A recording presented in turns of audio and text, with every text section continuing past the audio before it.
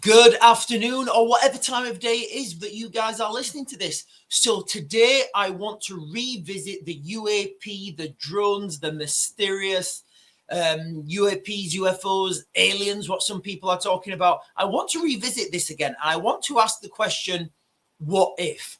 Now, in a previous video, I mean, it took me like a couple of days to figure out what these drones were and give you guys a comprehensive solution. Now, the more this goes on, and the more I start to think, okay, what if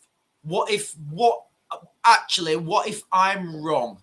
Now, I'm not going back on what I said. You know, I still think what I said is pretty solid. So what I'm going to do in this video, I'm going to reiterate what I said it is, and there's more information come out about this now, and I can pretty much give you more information on what I think's happening. But then I want to go down the road of what if, and if that is true, and if this is UFOs or if this is UAPs, why are they here? Now, I've come to a terrifying conclusion, and I've said this a few times on the live stream, and I've said this a few times on other videos on another platform. But, you know, the more you think about this and try and, discard other options that I don't think are feasible, the only options you're left with are pretty terrifying. So let's just get on with it then, and I'll tell you what I think these drones are. First of all, I think it's threefold. There's first of all these U.S. military or U.S.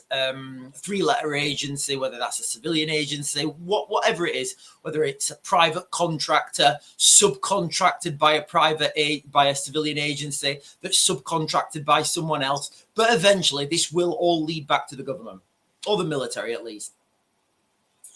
So that's who is operating them. Why are they operating them? Well, they're testing their sensors. So they're testing their communication link with Starlink, because yes, the Starlink satellite system is controlling these drones. You get a lot of these mainstream media experts coming out and saying, we don't know.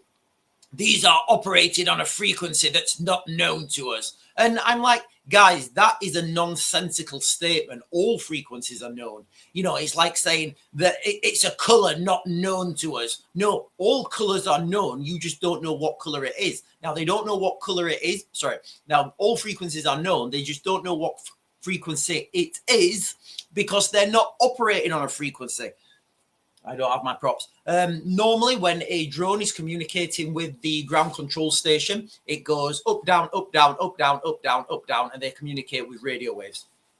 This is not happening with these drones. That's why they can't find it, because they're operating up, up, up, up, up, up.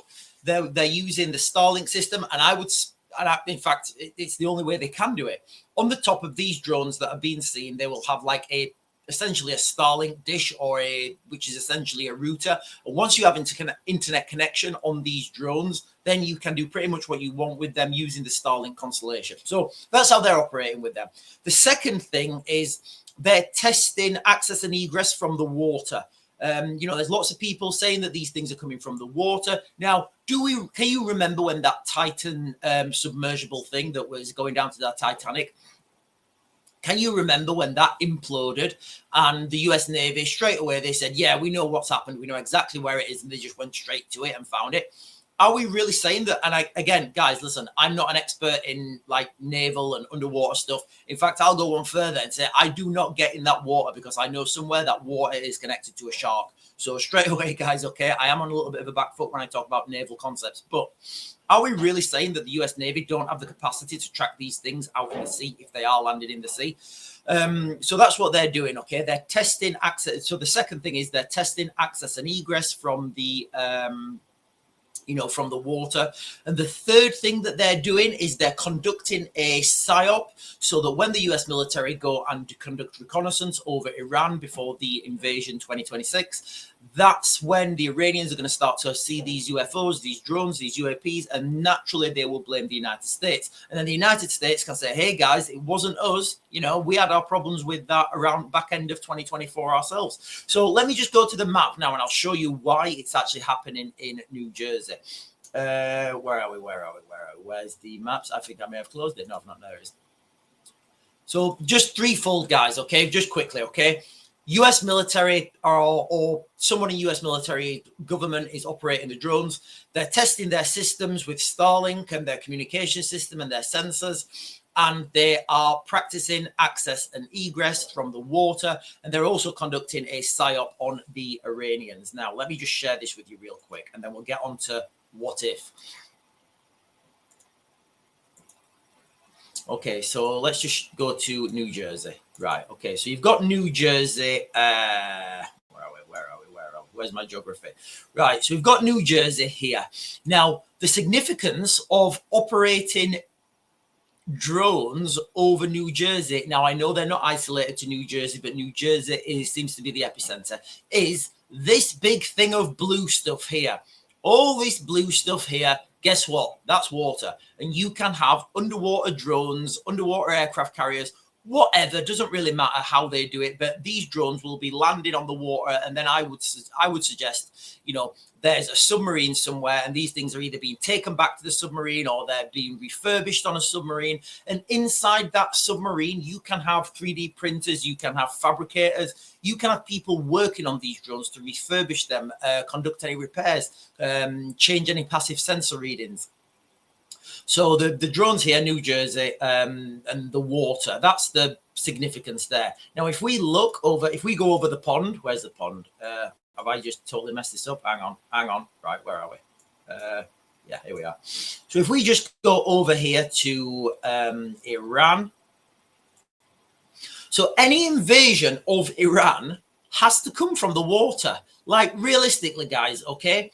Where can you invade? How, like, if we think that Iraq took 600,000 troops to invade, you know, how many troops is it going to take to invade Iran? Let's just go with 600,000. The United States, and I've said this on so many videos, the United States are the only ones with the capacity. So an invasion of Iran would mean, you know, it would be an amphibious assault coming in through the Gulf of Oman. Now, you're not going to be able to amass 600,000 troops in Pakistan, in Afghanistan, in Turkmenistan, in Azerbaijan, in Armenia, in Iraq. You're not going to be able to do that anywhere. So it has to come from the water. Now, before you would do that, you would conduct reconnaissance on the south coast, and you would do this by drones. And the best way to do that is to send in drones, you know, in submarines, and then they would launch. But Sean, that sort of stuff is so far-fetched, and it's not even relevant, and it's not even possible. Well, let me show you something real quick, guys. Let me show you something real quick. Let me share another screen with you guys, because today is all about sharing screens with you and getting you guys the information you need so you can stop. But then I'm going to go with the what if about thinking what these drones are. So this is a, what's it called? I believe this is called a Manta. It's an underwater drone by, I think, Northrop and Grumman make this underwater drone. Now, if you compare that to the size of this, you know, this vessel here, this is like I don't know what that vessel is, but this is like a lifeboat. This is the, you know, I'll put all these links in the description, but you can see how big this thing is. You know, it's not small. You know, there again, like you've got this with the, you know, what's that, 4x4 truck there, I guess, standard size car. So this is kind of the same, like the main compartment is kind of 1, 2. I would say if you look at this 4x4 here, guys, and do a size comparison with this the 4x4 with a flatbed truck, I would say you could on the main body of this undersea vehicle or whatever they're calling it, you could probably fit 3 4x4s at least side by side on that lengthways. You know, maybe a little bit less, you know, who knows, but you know, that is the, you know, that's the size of this thing. So they're quite big. In fact, I would say they're huge. And this is the thing here, guys. This is what I want to show you. This thing is like how that's submerged there. Do we think that this top could lift up and a drone could come out of that? Like, realistically, do you think that could happen? Absolutely, that could happen. So what I would say is these Manta, that's what it's called, guys, the Manta Ray. I would say this Manta Ray drone is launching these UAVs or something similar to this Manta Ray off the coast of New Jersey, and they're just preparing to conduct reconnaissance on the south coast of Iran, which is what would precede a land invasion. And there it is again, guys. This thing is absolutely huge. Yeah, and you've got some guys standing on it. So look at the size comparison there, guys. That thing is absolutely huge. Now, I would suggest that this top cover here opens up and you can either you can either have whatever, but this thing, you will be able to launch drones from this, like airborne drones, and then they come back, they land in here again. Then this thing can take, then this thing can go back to the main submarine. The main submarine can submerge. Engineers, technicians can get this drone out, and they can, refurbish it, take the sensor readings, whatever they need to do. But that is what I think is happening right now with this situation with the drones, guys. Okay, they're being launched from the sea. Via the potential vehicles that I've just shown you. These things are moving forward. They're conducting their reconnaissance, and it's in preparation for an invasion to Iran. Roundabout, the earliest it can happen is March 2026. That's what I think it is. But what if? Now, when this first started happening, it did take me a day or two to figure out what it was. One of my working theories was, okay, right, let's just go down the aliens route, okay? Let's just pretend that this is aliens. Like, if this was because of, so there was you guys know the incidents in the USA back in 1967, where there was, and it's well reported, it's well documented. There was a reported incident where the UFOs were seen over a U.S. Air Force base in Montana, 1967, and 10 nuclear missiles got turned off. Now, as we're edging towards global conflict of an industrial scale, could it be that like this is happening again? And then, so my main question when I saw this, I went straight back to this incident. And I thought, okay, what if this is happening again?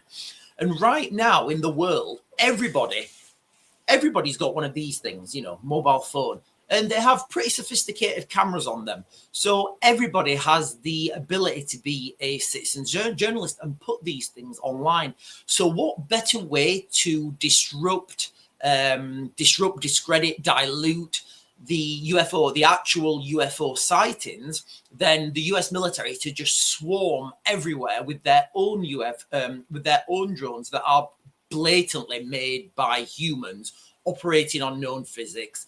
They've got wings, they've got they've got safety lights, so what better way to dilute that the actual UFOs than by the US military putting up their own drones. So let's just go back to that incident real quick that happened in the United States in 1967. So I'll just get this on quickly. We'll just go with this, the headings. Two Air Force veterans have testified to Pentagon's UFO office about seeing mysterious objects turn off 10 nuclear warheads and blast test missiles out of the sky at US bases. Two Air Force veterans told the DailyMail.com that they have testified about their experience with UFOs interfering with US nuclear missiles.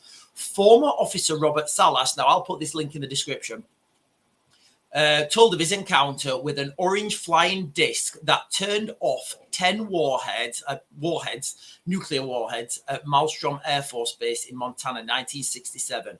Dr. Robert Jacobs has briefed the officers on footage he shot for the Air Force in 1964 that allegedly caught flying saucers shooting a test missile out the sky. Now, I want to know more about this incident here, because what we're being shown right now about these drones over New Jersey, I'm not seeing anything that's, anything that's alien. But what if, and why are they here? So what if that is true? So you've got to go down that route. So you've got to go down the route of, okay, why are they, guys, listen, and I'm saying this is a high degree of uncertainty. My main thoughts and my main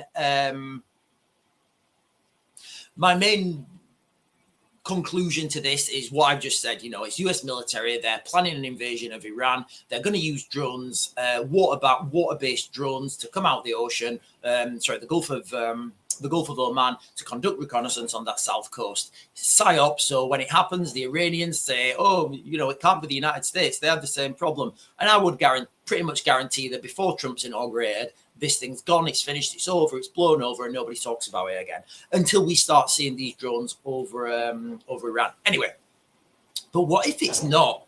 What really happened in Montana in 1967? Obviously, I wasn't there. I can only read what you guys can read online. But if this is true, and all, you know, nobody's coming out and debunking it and saying that this guy's fake, and nobody's coming out there and you know, and saying that this guy's got an ulterior motive, this Robert Salas. So let's just go down the road for a moment that it did happen. And this happened in 1967 because of the Cold War, and we were edging closer to nuclear Armageddon. And somebody came down and said, right, you know what, you guys, no, you're not firing those things. You fired them once, you're not doing it again. And they turned them off. Okay. I'd like to see if there was any collaborating incidents in Russia that came out, any Russians that this happened to. So why would they turn them off? Let's just go down the route of logic. They turned them off because they didn't want us destroying ourselves. Why? Because any conflict of nuclear exchange, it's not going to be total Armageddon. There's going to be there's going to be people surviving. So why didn't they want us to destroy ourselves? Why is there so much secrecy over this? Why do people go so far and then stop? Now, this is going to get dark, guys. This video is going to get dark. I've said in a few videos that there are, you know, gold is in more abundance in the universe than trees, for example, than wood, because as far as we know it, here on Earth, trees only grow on Earth. So, you know, there's more gold and diamonds and silver and rare earth metals floating around the cosmos than there is trees. Now, there's another resource on Earth that is particular to Earth. So when people say, you know, UFOs are aliens and they're coming here to mine resources, just know it's ridiculous. Aliens are coming here to mine gold and rare earth minerals? Absolutely not. There's like asteroids that are flying by that it's a lot easier, you know, and there's less energy, you know, and there's less energy consumption getting those resources than, you know, if they were to come to Earth and mine and have to go down and dig. And it's just logistically, I just don't see it. What I do see, though, is humans. Humans could be the resource that the aliens want if they are out there. Now, I'm not saying this is, you know, this is what I've deducted from looking at this and dismissing everything else. And, you know, you can say life as well. But if these UFOs were protecting us for a reason, could this be they're protecting us like a farmer protects their crops? Could this be like, you know, they're protecting us like a farmer protects their livestock from, you know, from escaping or from a wolf or a, you know, a predator getting in? Could we be the actual resource that UFOs want to come and get? I don't know, guys. Listen, it's just a bit of wildness I thought I'd throw in there. Just a bit of, you know, wildness I think I'd throw in there. But what if? I mean, really, what if? What is the other options? Like, what is it on Earth that if there are aliens and aliens are out there and they're looking at us and maybe they want to look after us, but why? Like, if they want to look after us, why don't they stop cars hitting people? Why don't they stop things like 9/11? Why don't they stop other things? Why do they only like want to stop these weapons of mass destruction? Why are they not doing it when there's medium destruction or when, you know, there's a war? Why don't they intervene then? What is it about, you know, these weapons of mass destruction that they want to stop? You see where I'm going with that, guys? You know, what is it about humans, and are we being raised as cattle? That's what I'm going to go, guys. I may even put that as a thumbnail. Anyway, guys, I thought I'd go a little bit off topic. I thought I'd just revisit this thing again. Sorry if that went a bit dark and a little bit weird, but I just thought, you know, what if? Anyway, guys, I'm going back to grid and I'll get you guys another video later.